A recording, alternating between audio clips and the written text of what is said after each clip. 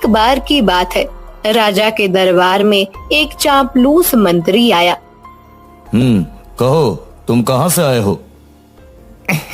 महाराज, मैं पड़ोसी देश से आया हूँ। आपकी बड़ी प्रशंसा सुनी है, तो इच्छा हुई कि आपसे मिलना चाहिए। क्यों नहीं, हम तुम्हारा स्वागत करते हैं। आप जैसा राजा इस पूरी पृथ्वी पर नहीं, पड़ोसी राज्य भी आपकी प्रशंसा करता है। हाँ। क्या सचमुच पड़ोसी राज्य में भी हमारी प्रशंसा होती है? जी महाराज, आप जिस तरह से अनुशासित जीवन जीते हैं, उसकी बराबरी कोई नहीं कर सकता। आपको ये कहना उचित होगा कि आपने अपने मन को जीत लिया है। हाँ, मन को जीतने वाला? जिस राजा ने पूरे संसार का मन जीत लिया हो, उसे ये मानना ही चाहिए कि वो मन का विजेता है। हाँ। राजा ने उस चापलूस मंत्री को ढेर सारा धन दिया और अपने दरबार में मंत्री का पद भी दे दिया। इतनी अधिक प्रशंसा सुनकर राजा में अहंकार आ गया कि उन्होंने मन को जीत लिया है। मैंने वो कर दिखाया जिसे कोई नहीं कर सकता।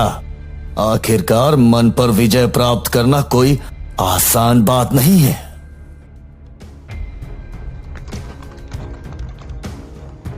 अपने इसी अहंकार को लेकर राजा सूर्य प्रताप गुरु के आश्रम में पहुंचे।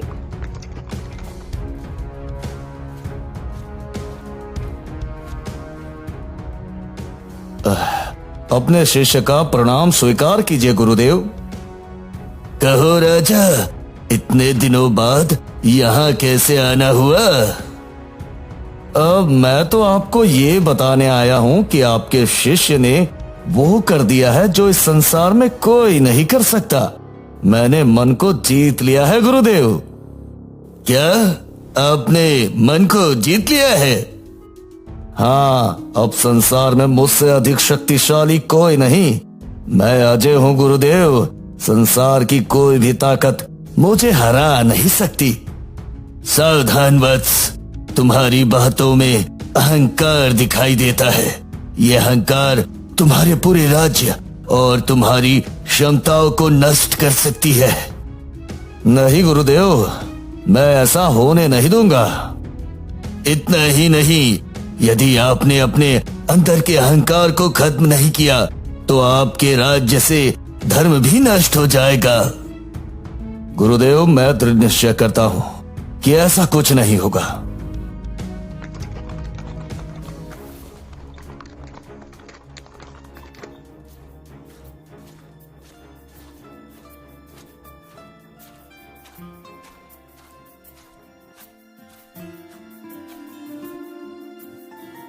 मंत्री, हम सबसे ताकतवर हैं। अब हमें अपने राज्य की सीमा को बढ़ाना चाहिए। क्यों नहीं महाराज, आप तो अजय हैं, अजय। हाँ। पड़ोसी देश को संदेश भेजो। हम उनसे बातचीत करना चाहते हैं। यदि वो हमें राज्य से सटे हुए गांव को देने को तैयार हो तो बदले में हम भी उन्हें मनचाहा उपहार देंगे। आप इतने बड़े राजा हैं, आपको इस तरह मांगना शोभा नहीं देता। पड़ोसी राज्य पर सीधा आक्रमण कर देना ठीक होगा। आपकी जीत तो निश्चित है। पूरा राज्य हमारा हो जाएगा, हमारा। हाँ महाराज। नहीं नहीं मंत्री जी, ये नैतिकता के विरुद्ध है। महाराज, यदि वो हमारी बात स्वीकार नहीं करेंगे तो हमारे राज्य की जग हसाई होगी। हाँ। तुम ठीक कहते हो। सेना को सज्ज करो। हम जल्द से जल्द पड़ोसी राज्य पर आक्रमण करेंगे।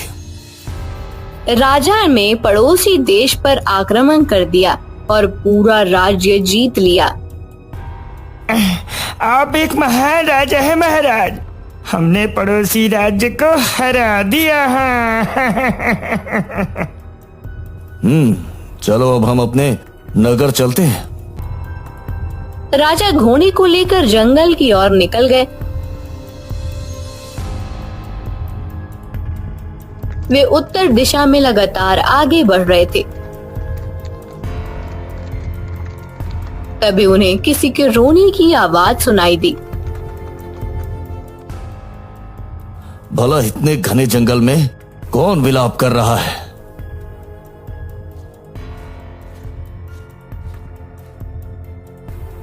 अरे तुम कौन हो सुंदरी, जो इस प्रकार रो रही हो? महाराज, मेरा नाम कादम्बरी है। मेरा इस संसार में कोई नहीं है, ना घर है ना परिवार है। मैं आत्महत्या करने आई हूँ। नहीं नहीं, तुम हमारे राज्य के सीमा में हो, इसलिए स्वयं को सुरक्षित मानो। चलो हम तुम्हें महल लेकर चलते हैं। नहीं नहीं महाराज, ऐसा नहीं हो सकता। ये तुम्हारे राजा का आदेश है। राजा उस युवती को महल लेकर आए और वह महल में रहने लगी। वह बड़ी ही गुणी और सुंदर युवती थी। राजा को उस युवती से जल्द ही प्रेम हो गया। सुंदरी, तुम एक गुणी स्त्री हो। तुम्हारे अंदर वो सारे गुण हैं जो हमारे महारानी में होने चाहिए। क्या आप हमारी पत्नी और हमारे राज्य की महारानी बनना स्वीकार करेंगी? आपने एक साधारण स्त्री को अपने महल में स्थान दिया और अब अपने राज्य की महारानी बनाना चाहते हैं। मैं आपके इस प्रस्ताव को स्वीकार करती हूँ।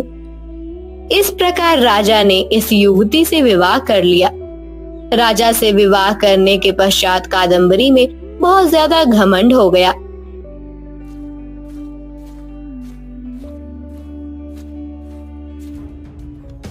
मैं इस राज्य की महारानी हूँ। यहाँ जो कुछ भी होगा वह मेरी इच्छा अनुसार होगा। जी महारानी, आपकी आज्ञा का पालन होगा। याद रहे, अगर मेरी इच्छा के अनुसार कोई भी कार्य नहीं हुआ तो तुम सब महल से बाहर फेंक दी जाओगी। महल की जितनी भी पुरानी और बूढ़ी दासियां हैं, उन्हें बाहर का रास्ता दिखाओ। किंतु महारानी जी, वो सभी विश्वास पात्र हैं और वर्षों से महल की सेवा कर रहे हैं। मेरा आदेश सर्वोपरि है। इस प्रकार महल में सभी विश्वास पात्र दासियां बाहर कर दी गईं। रानी ने राजा के मामलों में भी हस्तक्षेप करना शुरू कर दिया। अगर आप मेरी सलाह मानेंगे तो आप सबसे अच्छे राजा बनेंगे महाराज। किंतु मेरे सभी पुराने मित्र और सैनिक जा चुके हैं। क्या ऐसा करना ठीक था महारानी? महाराज, वे बूढ़े हो रहे थे। उनमें अब पहले जितनी शक्ति और बुद्धि नहीं थी। अब आपकी सेवा में सभी शक्तिशाली हैं। आप एक बुद्धिमान रानी हैं।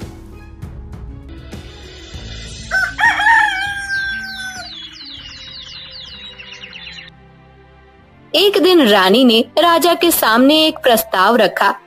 महाराज, हमारे विवाह को काफी समय हो चुका है, किंतु हमने अभी तक कोई धर्म कार्य नहीं किया। किंतु हम तो रोज प्रजा को दान देते हैं, उन्हें भोजन कराते हैं। भला इससे अधिक धर्म का कार्य क्या हो सकता है? महाराज, मेरी इच्छा है कि इस राज्य के सभी साधुओं को भोजन कराएं। किंतु क्या सभी साधु हमारे निमंत्रण पर एक साथ उपस्थित हो पाएंगे? आप राजा हैं महाराज, आपके आदेश को सभी को स्वीकार करना ही पड़ेगा। इस प्रकार राजा ने रानी के कहने पर सभी साधुओं को भोजन करने का निमंत्रण भेजा। निश्चित समय पर राज्य के सभी साधु राजा के महल में आए। आइए आइए, आप सभी का हमारे महल में स्वागत है। हम आपको अपने हाथों से भोजन खिलाएंगे। हाँ, राजा की जय हो, राजा की जय हो। राजा सभी साधुओं को बिठाकर वे स्वयं सभी को भोजन परोसते। तभी वहां पर महारानी आ गई। मैं स्वयं साधु को अपने हाथों से भोजन कराना चाहती हूँ। नहीं महारानी, ये संभव नहीं है। महारानी इस तरह सभी के सामने उपस्थित होकर कार्य नहीं करती है। महाराज, किंतु यह धर्म का कार्य है और आप धर्म का कार्य अकेले नहीं कर सकते। मैं स्वयं साधुओं को भोजन कराना चाहती हूँ। किंतु महारानी, मेरी इच्छा है महाराज, मेरी बात को स्वीकार कीजिए।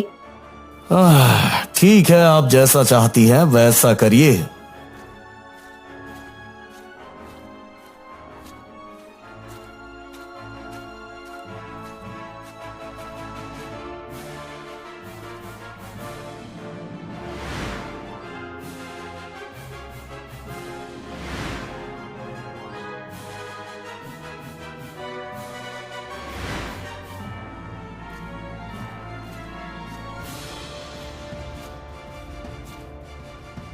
क्या हुआ महारानी, आप इतने गुस्से में क्यों हैं? ये सभी साधु दुष्ट हैं। इन्होंने महारानी को गलत दृष्टि से देखा है। मैं चाहती हूँ आप इसी समय सभी को दंड दें। ये साधुओं का अपमान है महारानी, ऐसा नहीं हो सकता। वे सभी धर्म ज्ञाता हैं।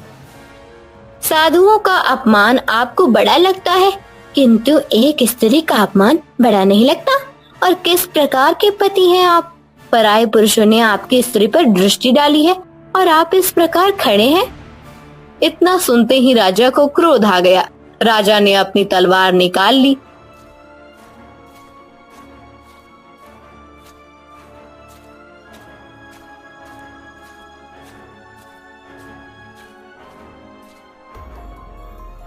तुम सभी दुष्ट साधु हो, ढोंगी हो।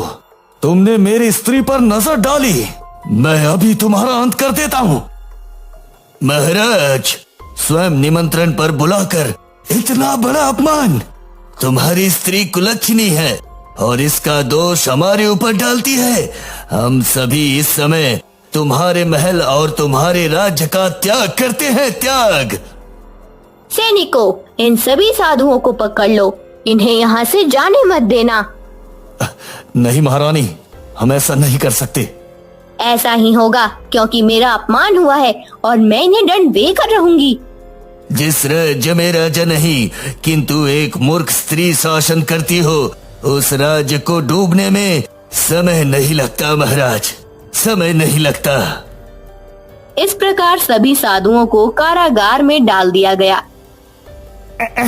महाराज, ये ठीक नहीं हुआ। राज्य में सभी हमसे नाराज है क्योंकि साधुओं को कारागार में डाल दिया गया है महाराज। मंत्री जी, वे सभी ढोंगी और दुष्ट थे, इस कारण उन्हें जेल जाना पड़ा। महाराज, प्रजा में विद्रोह हो रहा है। सभी आपके विरुद्ध बात कर रहे हैं महाराज। तभी महारानी वहाँ आ जाती है।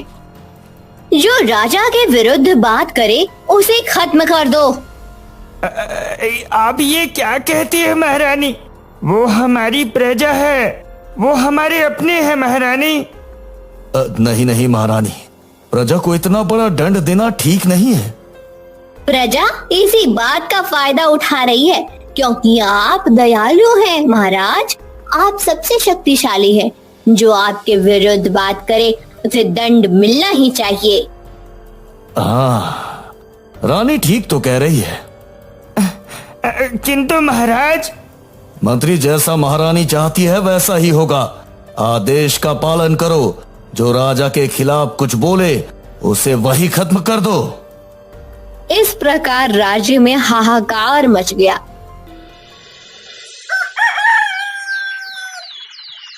एक दिन की बात है, राजा अपने प्रिय घोड़े से मिलने गए, लेकिन वह वहाँ पर नहीं था। मंत्री, हमारा घोड़ा कहाँ गया?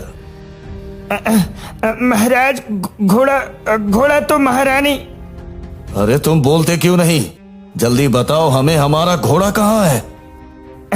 महाराज, कुछ लोगों का कहना है कि महारानी आधी रात को घोड़ा लेकर यहाँ से चली गई महाराज। है? क्या कहते हो? महारानी के विषय में इस तरह की बात, शर्म नहीं आती तुम्हें? महाराज, ऐसा मैं नहीं, राज्य के सभी लोग कह रहे हैं महाराज। राजा तुरंत रानी के महल में गए।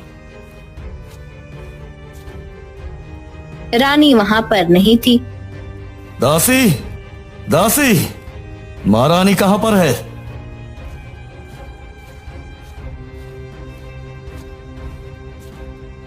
महारानी, अब महारानी तो चली गई।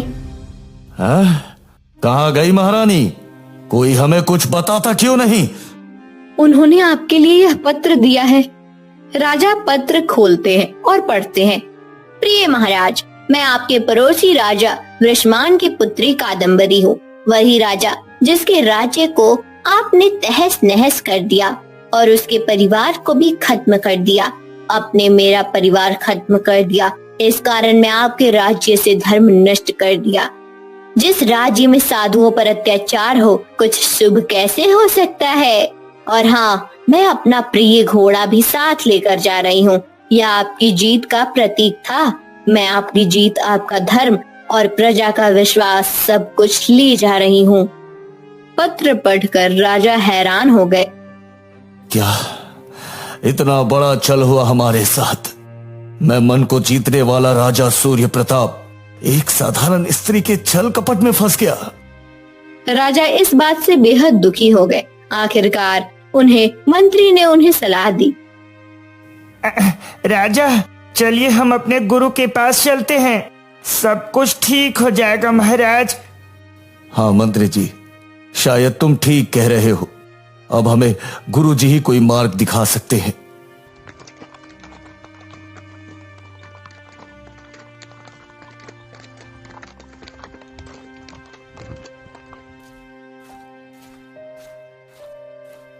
राजा मंत्री के साथ गुरु के आश्रम में पहुंचा। कहो वत्स, इतने दिनों बाद कैसे आना हुआ? गुरुजी, आप तो सर्वज्ञाता है। मेरे साथ बहुत बड़ा छल हुआ गुरुदेव। एक स्त्री के कारण मैंने सब कुछ खो दिया, अपना धर्म, अपनी विजय और अपनी प्रजा का विश्वास भी। अहंकार वत्स, अहंकार। अहंकार व्यक्ति के सोचने समझने की क्षमता को खत्म कर देता है। मैं अपने पापों का प्रायश्चित करना चाहता हूं गुरुदेव। मुझे कोई मार्ग बताइए गुरुदेव, मुझे कोई मार्ग बताइए।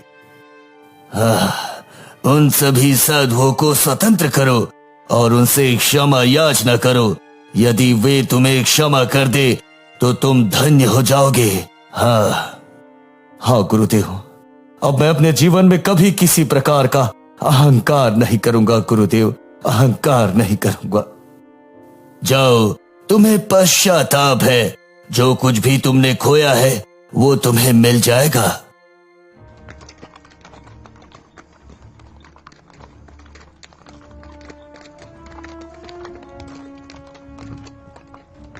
राजा गुरु से सलाह लेकर राज्य वापस आ गए। उन्होंने अपने सभी विश्वास पात्र मंत्रियों को पत्र भेजा। राजा का पत्र पाकर सभी मंत्री लौट आए। राजा ने सभी साधुओं को स्वतंत्र कर दिया। मित्रों, मुझसे बहुत बड़ी भूल हो गई। मुझे माफ कर दीजिए साधु महाराज। मेरी एक भूल के कारण आपको बहुत बड़ा दंड मिला है। मैं आपके सामने नतमस्तक हूं। मैं आपके सामने नतमस्तक हूं। यदि किसी को अपनी भूल का पश्चाताप हो रहा हो तो उसे क्षमा कर देना ही धर्म है। हम सब आपको क्षमा करते हैं। जाओ राजा। इस प्रकार राजा के राज्य में सब कुछ ठीक हो गया। एक समय की बात है, एक विक्रमादित्य नाम का राजा रहा करता था। उसके 3 बेटे थे। उसके पास एक बहुत बड़ा राज्य था और उस राज्य का उत्तराधिकारी चुनने का वक्त आ गया था। हाँ, अब मैं काफी बूढ़ा हो चला हूँ। अरे कुछ सालों के बाद ही मुझे इस दुनिया से विदा लेना होगा और अपना राज्य अपने बेटों के हवाले करना होगा। अरे अरे अरे महाराज, आप ऐसी बातें ना बोलिए। अरे अभी तो आप और जिएंगे। अरे मंत्री जी, इस धरती पर कोई भी अमर होकर नहीं आया। अरे एक ना एक दिन तो सबको जाना ही है।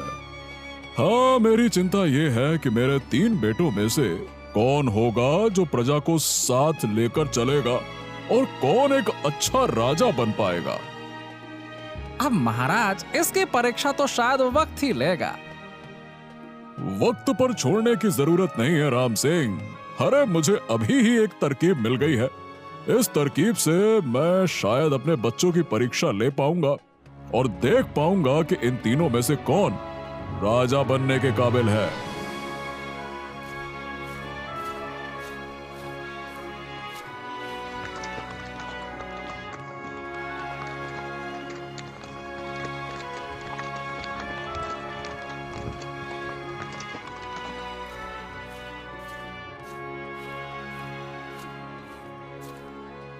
कैसे हो मोहन?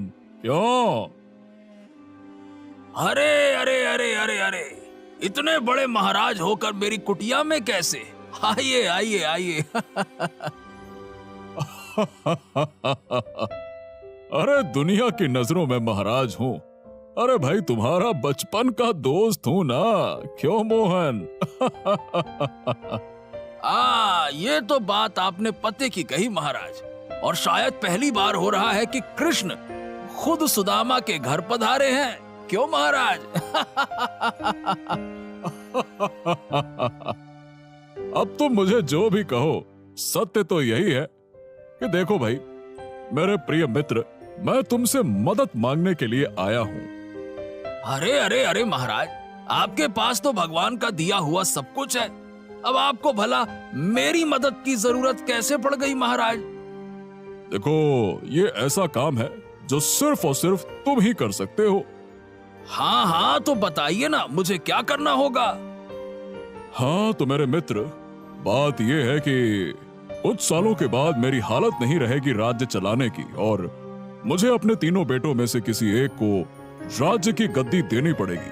अब कौन उस राज्य की गद्दी का असली हकदार है, कौन सच में काबिल है, ये पता करने के लिए तुम्हें और मुझे मिलकर एक नाटक रचना होगा।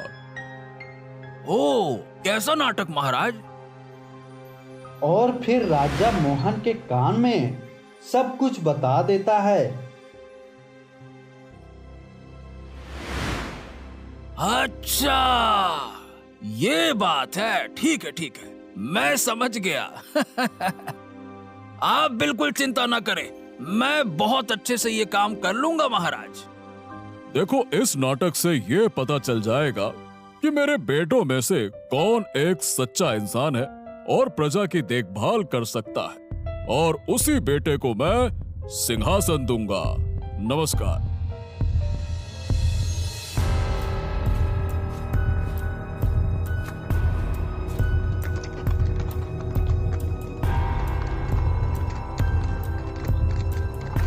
राजा अपने महल में वापस आ जाता है।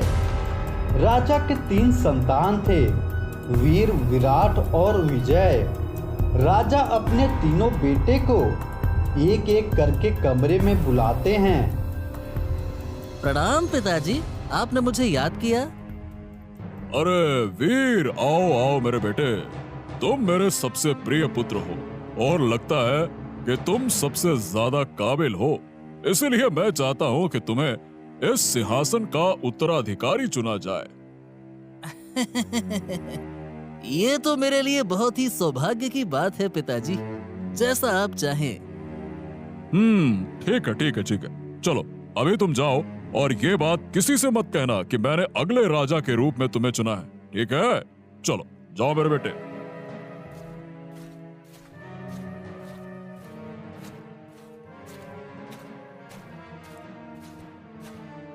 थोड़ी देर बाद राजा विराट को अंदर बुलाता है और उसे भी यही बात कहता है कि वो ही अगला राजा बनेगा। थोड़ी देर बाद विजय भी अंदर जाता है और राजा उसे भी कह देता है कि अगला राजा उसे चुना जाएगा। वहां मंत्री राम सिंह भी था, वो ये सब देख रहा था। महाराज, ये आपके दिमाग में चल क्या रहा है? आपने तीनों राजकुमारों को सिंहासन देने का वादा कर दिया और आपको देना तो किसी एक को ही है। क्या बात है महाराज, आप ऐसा क्यों कर रहे हैं? अरे बस तुम देखते जाओ राम सिंह, इन तीनों राजकुमारों की अब परीक्षा होने वाली है।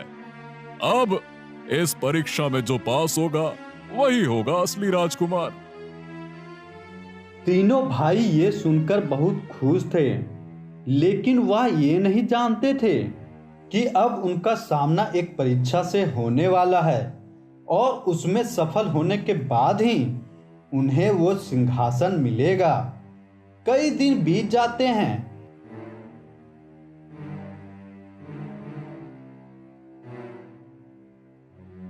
तभी एक अचानक सभा बुलाई जाती है।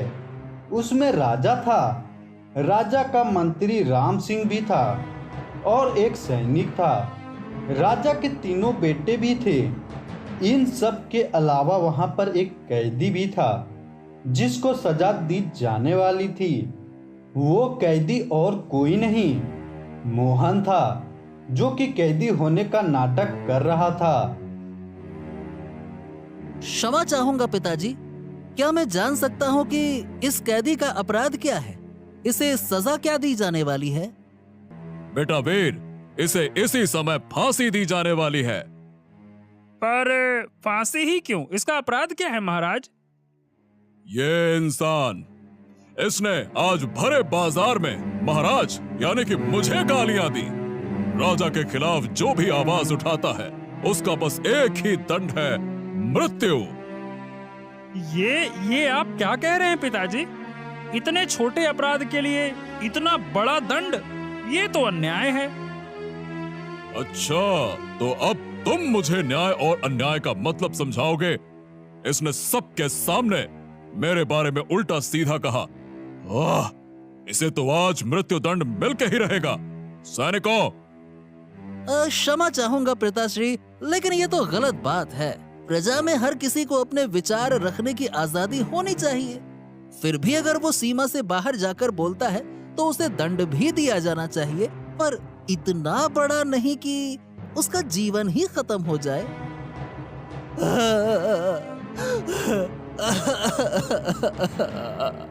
मैं तीनों राजकुमारों से हाथ जोड़कर विनती करता हूँ कि महाराज से कहिए कि मुझे माफ कर दे।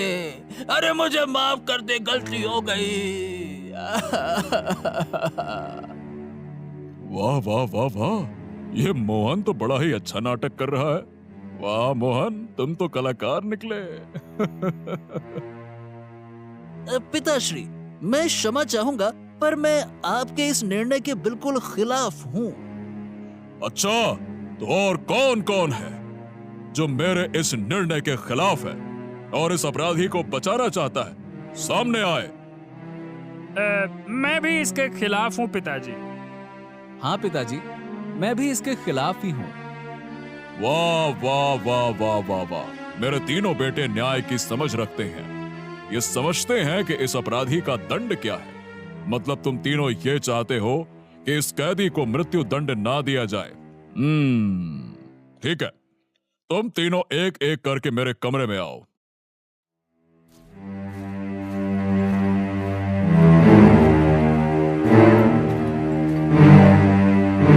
नाम पिताजी।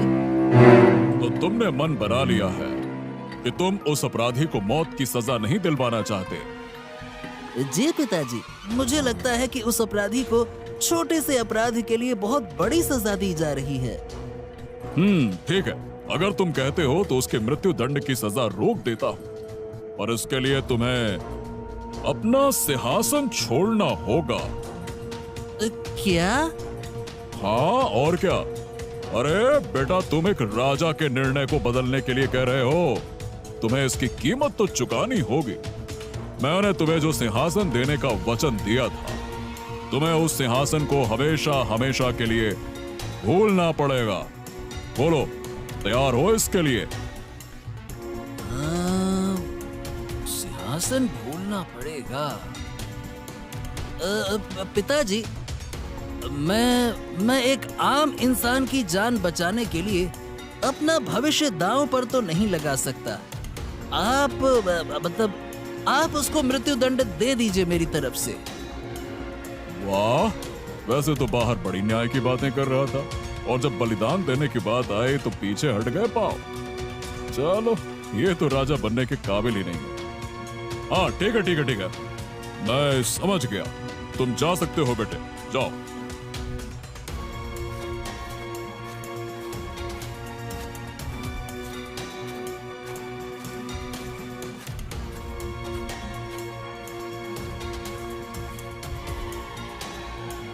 आओ आओ बेटा विजय, आओ आओ।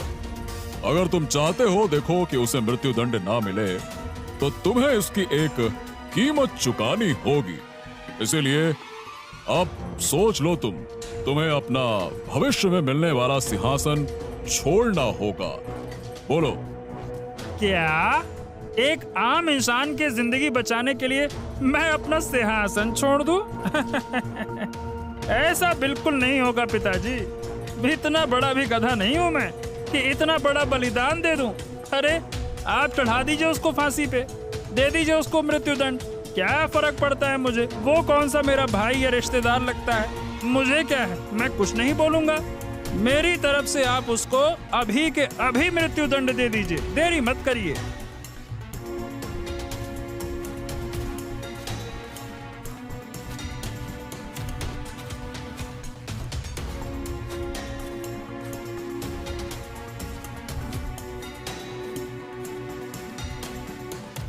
प्रणाम पिताजी।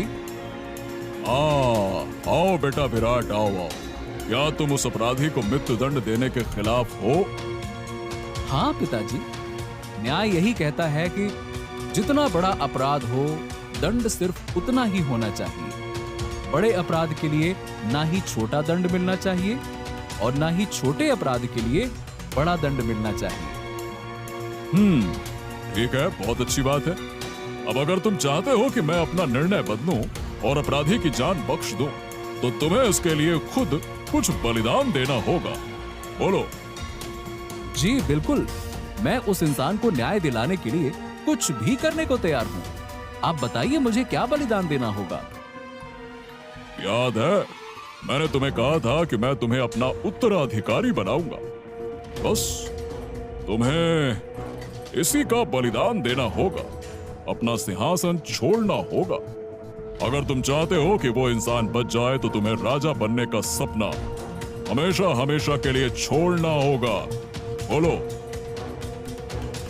ठीक है, मुझे मंजूर है पिताजी। दुनिया का कोई भी सिंहासन प्रजा से बढ़कर नहीं होता और प्रजा के साथ अन्याय अगर मैं होने दूंगा तो वैसे भी मैं राजा बनने के काबिल नहीं रहूंगा पिताजी। मुझे क्षमा करिए, मैं आपका उत्तराधिकारी नहीं बनना चाहूंगा। हाँ, आखिरकार मुझे मेरा उत्तराधिकारी मिल गया। मेरे बाकी दोनों बेटे अपने स्वार्थ को प्रजा से ऊपर रख रहे थे, लेकिन विराट उन दोनों से अलग। वो प्रजा के साथ न्याय करने के लिए अपना सिंहासन तो छोड़ने को तैयार। वाह वाह वाह वाह मेरे बेटे, बहुत बढ़िया। तुम तो परीक्षण में सफल हुए मेरे बेटे। आओ आओ आओ, गले लग जाओ। पिताजी, किस परीक्षा में? मैं कुछ समझा नहीं। अरे आओ तो सही, मैं तुम्हें सबसे पहले उस अपराधी से मिलवाता हूँ। भाई मोहन,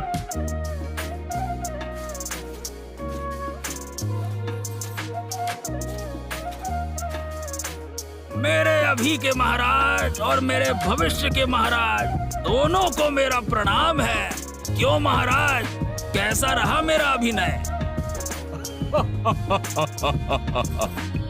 बेटे, इस इंसान ने कोई अपराध नहीं किया और इसे मृत्यु दंड नहीं दिया जाने वाला है।